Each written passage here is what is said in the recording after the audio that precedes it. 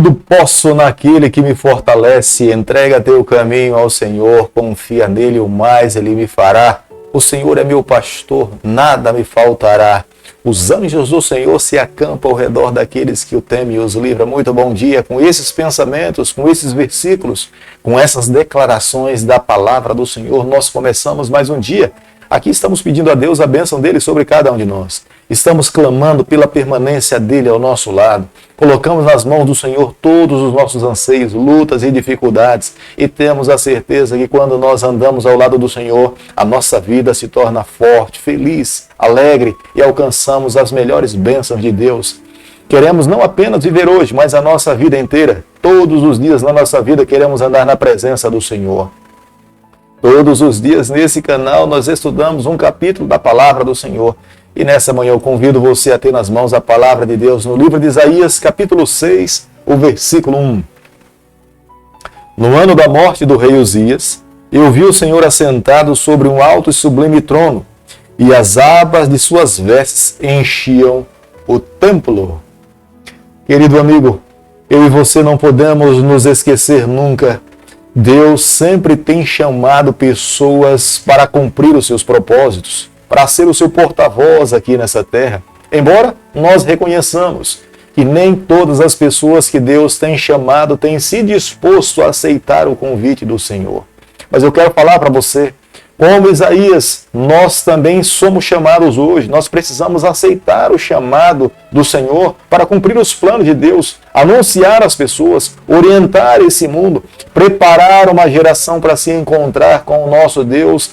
Já imaginou as portas da arca fechada e um número enorme de pessoas do lado de fora morrendo, sendo perdidas, porque na verdade não foram advertidas? Hoje nós temos a responsabilidade de falarmos da volta de Cristo a essa terra.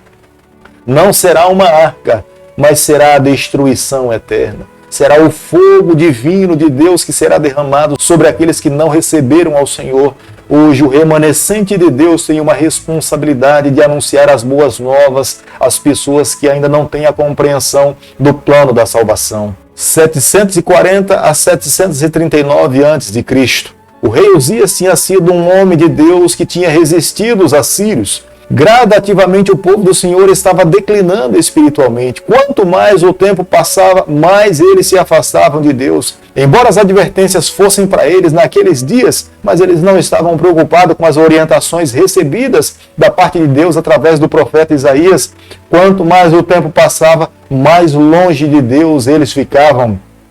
Uzias morto, Tilgat-Piser III, rei da Síria, assentou-se no trono. Ele tinha conquistado a grande parte da Ásia e agora os seus olhos se voltavam para Israel. O pensamento de Tilgat-Piser III, que era o rei da Síria, era tomar Judá. O que seria de Judá agora sem o seu rei, sem a bênção de Deus? Eles seriam completamente destruídos em decorrência de terem se afastado do Senhor. Quando Isaías contemplou o trono de Deus, ele estava visitando as câmeras do templo do Senhor.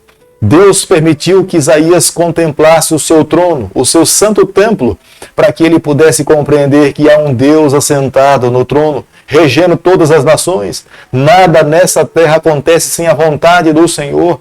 Deus queria que Isaías falasse para Judá e para Jerusalém que eles não deveriam temer se eles se arrependessem e se eles se voltassem para Deus. Seria esse mesmo Deus assentado no trono que os livraria de todo o sofrimento. Mas se eles dessem as costas para o Senhor, Deus deixaria cada um arcar com as consequências das suas próprias escolhas. Quando o perigo cerca a nossa vida, nós jamais deveríamos nos esquecer. Nós temos um Deus assentado no seu trono. Ele rege todas as nações. Os seus olhos estão voltados para essa terra. Todo aquele que crê no poder desse Deus e se coloca nos seus braços, alcança a vitória. Mas aquele que rejeita o convite do Senhor, esse terá que arcar com as consequências das suas próprias escolhas. Quando Isaías teve essa visão, ele estava no templo orando ao Senhor, intercedendo por uma nação. Deus permitiu que ele contemplasse. Ele, sentado no seu trono, as suas vestes enchiam todo o templo. A sua vestimenta representa a sua justiça, a sua santidade. Serafins estavam sobre ele, declarando: Santo, Santo, Santo é o Senhor. Deus queria que Isaías falasse essa visão ao seu povo, para que eles pudessem entender da santidade desse Deus.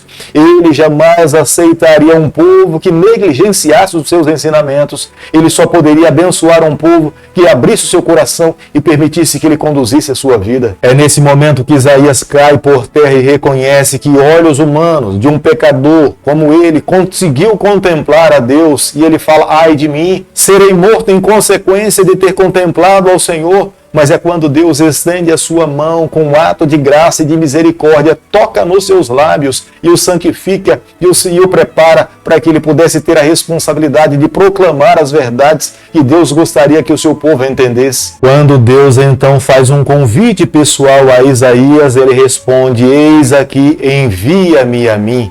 Isaías sabia da sua grande responsabilidade. Isaías tinha agora sobre as suas mãos uma grande missão. Ele era um missionário. Ele deveria pregar as verdades de Deus a toda a nação de Judá e também a nação de Jerusalém. Isaías tinha nas mãos a responsabilidade de levar esse povo a uma vida de arrependimento. Da mesma forma como Jonas teve nas mãos uma missão para pregar a Nínive, Isaías agora tinha uma missão a pregar a Judá e a Jerusalém, ao seu próprio povo. Deus esperava que Isaías aceitasse o seu convite, e Isaías se coloca nas mãos de Deus como um vaso para ser usado pelo Senhor para anunciar as boas novas de salvação. Isaías capítulo 6, o versículo 9, a Bíblia diz o seguinte: então disse ele: vai e dize a esse povo, ouvi, ouvi e não entendais, vede, vede, mas não percebeis. A missão de Isaías era crucial. Ele deveria levar toda uma nação a arrepender-se dos seus pecados. Se ele fracassasse na sua missão, toda a nação iria perecer, iria receber o juízo de Deus, os flagelos do Senhor, através da nação da Síria. Quantas pessoas morreriam? Deus sabia que existiam pessoas inocentes no meio de uma grande multidão. Deus sabia que existiam pessoas que estavam se debruçando diante de outros ídolos, mas faziam de uma forma inocente, e Deus queria salvar a todas as pessoas. O desejo de Deus é que ninguém pereça, mas que todos cheguem ao pleno conhecimento do pecado, do seu arrependimento, e alcance a salvação. É a razão pela qual Deus então agora se volta para Isaías e pede para que ele vá até Judá e Jerusalém e faça um convite pessoal a essa nação a abandonar os seus pecados e viver uma nova vida.